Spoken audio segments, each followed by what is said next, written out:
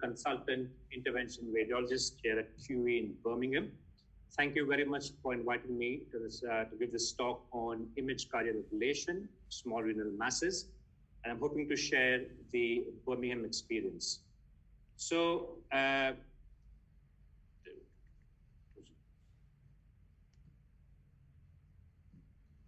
got it. So in this talk, we're hoping to define what we would call a small renal mass, how we evaluate a small renal mass, especially from an interventional radiology point of view. What are the different technologies available for image-guided ablation? We'll try and touch upon what the evidence is behind image-guided ablation, and I'll share the Birmingham experience, what we've been doing for all these years. And if we have time, a couple of cases, okay? So depending on which guidelines, which publication you refer to, you can safely say that small renal mass would typically be an incidentally detected contrast-enhancing solid or part cystic lesion that is less than or equal to 4 centimeters.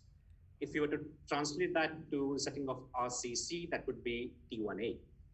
Now, it's been spoken already, 80% would be malignant, but they'd be low-grade, early stage. 20% can be benign, fat-poor AMLs, oncocytomas. We rely on multi-phase cross-sectional imaging, whether it's CT or MRI scan, because it gives us an idea on the anatomy, the location, the morphology of the tumor. But it doesn't really tell us or allow us to differentiate definitively between some of the benign masses. And therefore, we've had the last two talks have discussed the role of imaging and of biopsy in that situation. So as an interventional radiologist, when evaluating a mass that is referred to us, obviously the first step is the imaging that gets sent to us that we can look at. So we have a multi-phase CT or MRI scan of the abdomen that tells us about the type of lesion, location, suitability, local invasion, and we like a scan within the last 3 months. So obviously, what I'm telling you is what we would like the ideal referral to our ablation service to be, but we hope. We'd like a staging CT chest to make sure that we don't have any metastasis, so that if we have one at the outset at the referral, that's quite helpful. Otherwise, we end up having to ask for that or organize it. To evaluate the patient clinically, we would do it in our intervention radiology clinic, ideally. But when we get referrals in, knowing what the patient's performance status is, what their comorbidities are to allow us to calculate a comorbidity index, and what the patient would be with regards to general anesthetic, high risk, low risk, and so on, that's always very useful. Again, in our setting, we always try and perform a renal mass biopsy before the ablation. Reasons why we wouldn't will obviously be in the current COVID pandemic, where we're trying to avoid multiple admissions for the patient, or if the patient had expressed a desire that they live too far away, they just couldn't come in for 2 sessions when we offer a biopsy plus ablation in the same sitting. We know this slide, I won't go into that. I'm sure we'll be talking about nephrectomies and radiotherapy as well. I'll move on to what are the different ablation techniques available for us, okay? So we have 4 of them: radiofrequency ablation, microwave ablation, cryoablation, and irreversible electroporation, okay? So everybody knows that, radiofrequency ablation. You see that term being thrown around quite a bit. So every time we get a referral for radiofrequency ablation, we ignore radiofrequency and we look at ablation. So radiofrequency ablation is sort of old school, I would say outdated, but old technology. It's very widely used. It has the longest track record as far as evidence goes. What we're doing essentially is placing one of the electrodes in the lesion, which behaves almost like a cathode. The grounding pad behaves like an anode, and the radiofrequency waves transmitted between the cathode, that's a needle, and the anode. And because of that, what you have is local dipole agitation, and that creates a slow rise in temperature and creates an ablation zone and eventual coagulative necrosis, as you can see in the final picture there. So the idea is we're trying to simulate surgery. So we want a margin. So we'd like to get a margin of the ablation zone at least a centimeter beyond what we think are the margins of the actual lesion. It is oldish technology, so there are problems with it, as we've come to realize. It's time consuming. So every ablation cycle takes a good few minutes, more than that actually. It is susceptible to heat sink. So if you have a major blood vessel close to the lesion, it can suck away the heat, and the cancer close to the blood vessel doesn't really treat that well. Once you get charring along the needle tines, it causes a very high impedance. So the waves don't travel that well and it doesn't ablate that well. So that's the problem with radiofrequency ablation. And that is why the current technology, microwave ablation, came into play, and which is what we use in Birmingham, at least, for heat-based ablation. So here, there's no cathode anode. The needle you're placing in the lesion is an antenna, and that generates microwaves that come out of it, electromagnetic radiation, that then has the same effect as radiofrequency ablation, which is to agitate the local water dipoles, increase the temperature in the ablation zone, and eventually cause the same end result, coagulative necrosis. What are the benefits? It gives a much rapid rise in temperature. With newer generators that are coming, you can reach wattage of 150 watts in 1 or 2 minutes. So with the high temperature, you're causing more kill. With newer needle technology, you can get a much more predictable ablation zone, almost spherical, as opposed to the previous ones, which were almost ovoid. So that's a good thing. And also, with the rapid rise, there's less chance for heat sink, as opposed to the slow rise in temperature from radiofrequency ablation. So the other technology that we use in Birmingham is cryoablation. That's heat-based, the two before. It's cold-based. And what this causes is in situ freezing of the cancer cells or the tissues and revitalization.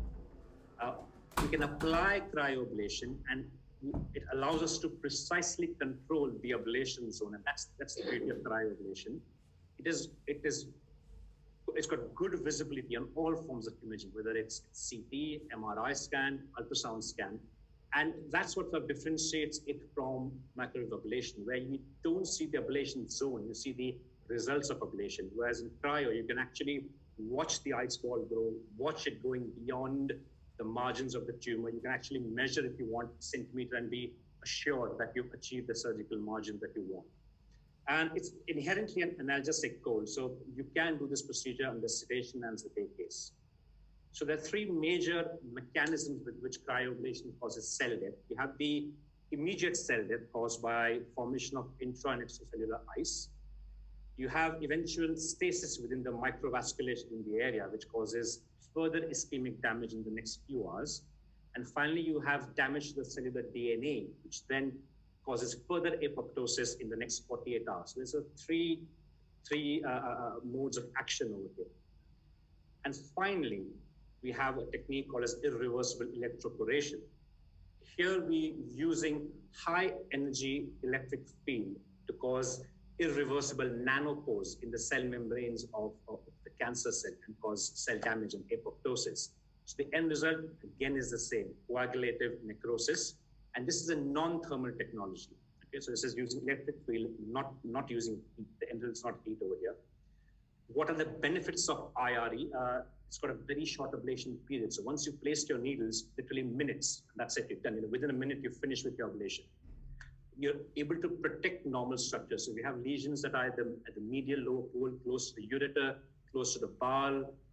You can safely put your needle in there and ablate and not cause any damage to normal structures. It's not affected by heat sink. There is no heat here, so there's no heat to be sunk. The problems with this are it requires multiple needle placement and requires multiple accurate needle placement. So if the needles are placed slightly off, there's little room for error. So you need to place your needles parallel, otherwise the electric field does not trigger. So you have to be bang on with your needles. So it's time consuming, the needle placement. When you give the high electric field, it can cause cardiac arrhythmia. So you have to gate it with the cardiac cycle and can give a really bad muscle spasm. So you need a willing anesthetist on board who can give you good muscle relaxation at that time. And most importantly, it's costly. This is not your workhorse ablation tool. The generators are costly, or close to 100,000 pounds. The needles are also costly. And imagine if you had to use 5-6 needles per case. So having discussed what ablation technologies we have, let's just touch upon what evidence we have on what we base these technologies. So since the first ablation was described in 1909, This technology has taken the standard course. You had multiple case series, and you had the retrospective cohorts that have been published and so on. If you just take a moment and have a look at this study, it's a retrospective study on surgical treatment. It's got the standard long-term outcomes, and it gives 5-year recurrence-free survival for open partial nephrectomy and laparoscopic quite high, 97%. So that's good. That's what we expect to get from surgery.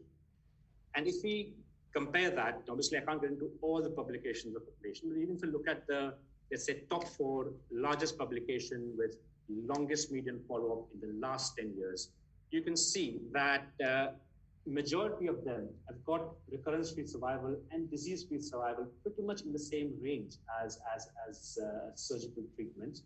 Its recurrence rates are quite low, definitely less than 7%. Again, and you can see the final column of complications, quite low. It's got a good safety profile in the right hands. If you go beyond the 5 years, so if you say, well, what about beyond 5 years? Is there any long-term data? So it's a very recent publication from last year in JVIR, which was a prospective 10-year study, which then had 134 patients, which they matched with a surgical cohort from the National Cancer Database. And what the 10-year disease survival was comparable to radical or partial nephrectomy. The overall survival at 5 and 10 years in their cohort was apparently better than radical and partial nephrectomy, as you can see at the lowest row over there. So with time, we are generating more and more evidence, longer-term evidence with regards to ablative therapies. There are a couple of comparative studies out there published as well. So you have the study from 2015, quite a big study, 1,424 T1A lesions comparing partial nephrectomy, RFA, and cryoablation. Again, the conclusion was that local recurrence-free survival was similar in all 3, no big difference. RFA scored a bit poorly on metastasis-free survival, and OS was quite good with partial nephrectomies. They thought it was probably because of a better comorbidity profile of the patients selected.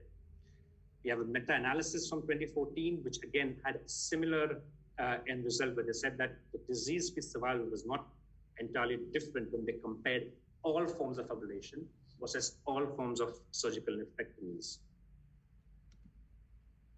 If you look at the safety profile of ablation with complications, again, the same meta-analysis again has the same conclusion that from a complication profile point of view, there is a significant difference or improved profile with thermal ablation versus surgery.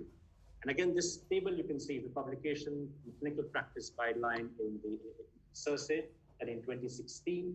As you can see, the first column is published percentage of complications in literature. So you can see the commonest complication is hematoma, doesn't really go beyond 5-6%. And out of that, the ones that need treatment of any form is even lower at 1 to 2%. Other less frequent complications are, again, same range, 1 to 2%, no more than that. So all in all, it's got a good safety profile and works quite well for these kind of patients.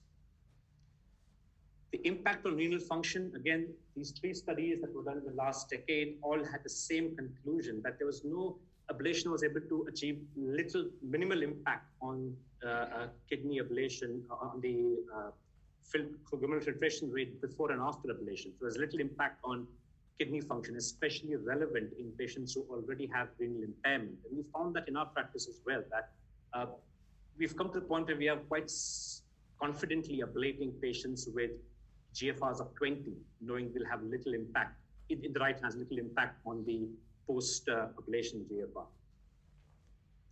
So with that in mind, I mean, as the current evidence stands, we could safely say that for T1A RCCs with ablation, it gives a viable alternative to surgery. It has proven to have good 5 years and definitely now even longer oncological outcomes. It's got a good safety profile with low complication rates. It is minimally invasive, so works quite well for certain patient groups. And you could offer this to even patients who are otherwise slightly high risk, higher ASA. In spite of the evidence that's available, you get differing recommendations from different societies. For example, if you look at the top statement, EAU says they can't make a recommendation on RFA and cryoablation due to low quality of available data.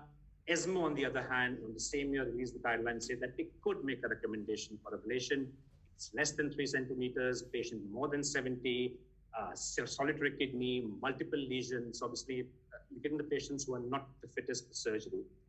The American Urology Association is the table at the bottom. Again, a little bit more generous. They said, yeah, you can offer ablation for the same patient profile, small size, high risk for GA. So with the same evidence base that they have access to, and the same level of evidence, you are getting some different recommendations from different guidelines. That's been a bit of a problem. And how could you change that? Obviously, RCTs, that seems to be the way you constantly try and change it. We had the CONSERVE trial, which we tried to do in 2015, but that had to be stopped early because of poor accrual. We had the NEST trial, which I think is ongoing at the moment in UCL Royal Free, so we're hoping to get results from that, and that might shed some more light on where ablation stands with respect to nephron-sparing surgery. And until that happens, we have our Eureka registry, which is a multi-center Europe-wide cryoablation registry. So once we start churning out some data analyzed from that, we'll get some more results and know some more about it. So having talked about the evidence, quickly a few slides on the Birmingham experience of ablation. So we've been doing this since 2005. We get referrals from all over Midlands, Stoke, Walsall, Wolverhampton, Shrewsbury, Dudley and Sandwell. All patients that get referred are vetted by us for suitability of the lesion, performance status, biopsy results, etc. So it's quite helpful when people refer in already with biopsy results and patient performance status. All our patients get rediscussed in our local MDT. That's our form of governance, making sure we're not doing loose cannon ablations. We do it in the general anesthetic, and we have patients get admitted under our urology colleagues who kindly look after them overnight through their team. So looking at our data, we analyzed between 2006 and 2020. We identified patients with thermal ablation, excluded more than greater than T1As, VHLs, oligometastatic, and we looked at the efficacy, complications, and their local recurrence rate. We identified 82 patients, and we had 100 ablations in 92. We had an overall technical success of 99%. One patient could not be ablated in spite of under dissection. Very quickly, most of our patients did have biopsy before, and that's just a quick whiz through. Majority of them were exophytic, close to the hilum, and there was an equal divide between lower, mid-pole, and upper pole. Split between heat-based and cold-based, and we had more than half of the cases we had to use adjunct methods like dissection or pneumothorax creation to try and treat. Residual disease-wise, we had around 6 out of 92 after the first ablation. It gave our primary effectiveness at 93.5%, overall effectiveness at 98.9%. That's the complication table there. But if you look at the sort of soundbite or whatever, grade 3 or higher complications, 4%. So again, low complication rate. Going back a bit, sorry, I think I've jumped the slide. Yeah. Again, our recurrences in study period 7 is not quite a lot. If we do it properly, 7 recurrences. Our 1, 3, and 5 years freedom from recurrence up to 92% at 5 years. So we are achieving good local recurrence. Our OS at 5 years up to 80%, meaning our patients are dropping off probably because of all-cause mortality. And we didn't find any difference in DFS between the different ablation methods, whether it's cryo, RFA, or microwave. I don't think I have time now to discuss the 2 cases. Do you have time? Okay, there's a quick one. So basically, this is a case referred to our ablation service. This picture that you can see the lesion on the right. It's a high upper pole lesion, 2.5 centimeters. We're able to position the patient in a right lateral position. You can see it's quite close to the paravertebral muscle, and if you try and ablate, sometimes it causes damage to nerves there, because you can get quite intractable pain for good 3-4 months. You have to be mindful of that. Look at the coronal picture there. You can see we managed to get some hydrodissection contrast between the lesion and the paravertebral muscles. We placed our needles in. You can see the ice ball forming over there, which is the low attenuation area around the needles. And that's what you can see on the CT while the ablations were run. You can see that's where the ice ball is, that's where the lesion is, and you can see the margin around it. And that's the scan we have around 8 months after the procedure, showing no active disease at in the ablation zone. One last case, again, similar case, right upper pole, but this time the lesion is closer to the liver than it is to the midline structures. We were able to once again get hydrodissection between the liver and the lesion. You can see the contrast between the two and push the lesion away. And again, place our needles. Once again, you can see the beautiful ice ball forming around the lesion over there. Tells us where we've been. And this is a 1-year follow-up study which showed good scarring, no active disease at that site. So I'm hoping with my talk, we've been able to say that kidney ablation, the service that we have in Birmingham, is a viable alternative to surgery for select patients. We have comparable long-term outcomes for T1A lesions. We're able to achieve low complication rates, hospital stay, and the impact on kidney function is quite low as well. We do need higher quality evidence to be able to say with more certainty where partial nephrectomy and thermal ablation stand. I hope I've been able to share the Birmingham experience, because what we are ablating are patients that are being referred from centers all around. So this is what we're doing with the patients who refer to us, and I'm open to any questions.